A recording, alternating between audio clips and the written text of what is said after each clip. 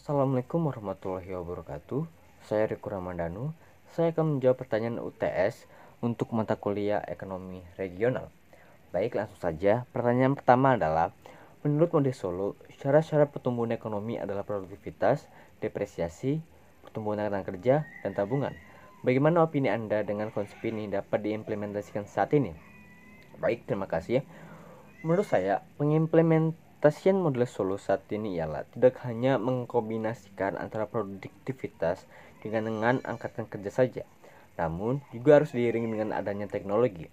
Ketika tiga kombinasi tersebut dilaksanakan, itu dapat meningkatkan produktivitas output dan mengakibatkan adanya pertumbuhan ekonomi. Namun, selain itu juga harus diiringi dengan pendapatan per kapita yang naik sehingga tingkat saving masyarakat juga akan naik dan memicu adanya pertumbuhan ekonomi. Baik, langsung saja ke pertanyaan kedua. Yang pertanyaan itu adalah, bagaimana menentukan sektor unggulan wilayah berdasarkan teori-teori yang ada? Baik, terima kasih. Permasalahan pokok dalam pembangunan wilayah adalah terkait pada penekanan kebijakan pembangunan yang didasarkan pada kekhasan suatu daerah.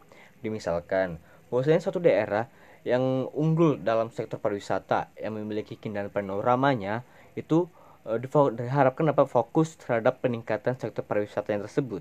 Untuk daerah-daerah memiliki lahan yang luas, memiliki tanah yang subur, maka dapat berfokus pada lahan pertanian dan perkebunan yang dapat memicu pertumbuhan ekonomi di wilayah tersebut. Namun, menurut pemikiran ekonomi klasik, bahwasanya pembangunan ekonomi di daerah yang memiliki sumber daya alam yang melimpah dapat lebih maju dan masyarakat lebih makmur. Namun, hal ini dapat dibenarkan ya, bahwasannya dengan daerah yang sumber daya alam yang lebih kaya dapat lebih makmur dibanding dengan daerah yang miskin akan sumber daya alam. Hal ini dapat dibenarkan ketika sumber daya alam tersebut menjadi modal awal dalam pembangunan ekonomi daerah tersebut dan juga diiringi dengan adanya sumber daya manusia dan juga teknologi. Baik, pertanyaan ketiga. Pertanyaan tiga ialah perbedaan prinsip antara von Hutten dan Weber. Von Hutten tahun 1826 mengidentifikasi tentang perbedaan lokasi dari berbagai kegiatan pertanian atas dasar perbedaan biaya sewa lahan. Menurut Von Hutten, tingkat sewa lahan adalah paling mahal di pusat pasar atau makin rendah apabila makin jauh dari pasar. Von Hutten menentukan hubungan sewa lahan dengan jarak ke pasar dengan menggunakan kurva permintaan.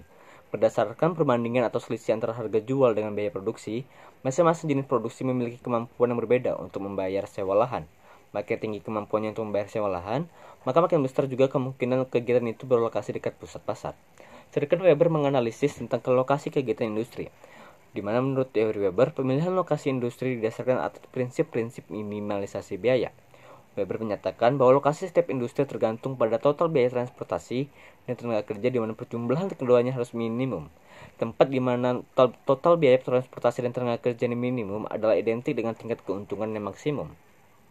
Menurut Weber, ada 3 faktor mempengaruhi lokasi industri, yaitu biaya transportasi, upah tenaga kerja, dan kekuatan aglomerasi dan diaglomerasi. Dalam penjelasan keterkaitan biaya transportasi dan bahan baku, Weber menggunakan konsep segitiga lokasi atau locational triangle untuk memperoleh lokasi optimum.